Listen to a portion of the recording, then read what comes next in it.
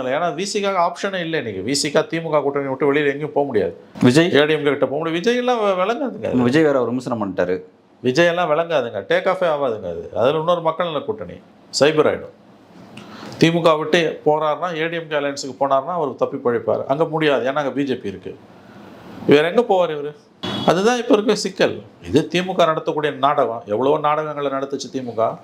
இப்போ கடந்த 5 வருஷமாக கொஞ்சம் டீசெண்டாக இருந்தாங்க. ஒரு மாற்றுக் கட்சியிலேருந்து வரவங்களை சேர்த்துக்காமல் இருக்கிறது, அதெல்லாம் பண்ணாங்க. இப்போ பழைய முகம், திமுகவோட ஒரிஜினல் முகம் வெளியில் வருது. மதிமுகலேருந்து இதுக்கு வந்தவங்களை சேர்த்திங்க, கூட்டணி கட்சியிலேருந்து வரவங்களை சேர்ப்பீங்களா?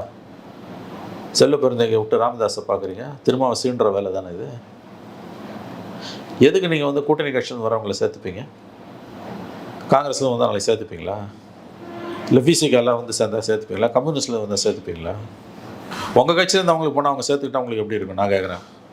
திமுகவில் பிடிக்காமல் எவனோ 4 பேர் போய் காங்கிரஸில் சேர்றான் ராகுல் காந்தி முன்னிலையில். ஒத்துப்பீங்களா? அப்படி பொங்கி எழுந்துட மாட்டீங்க?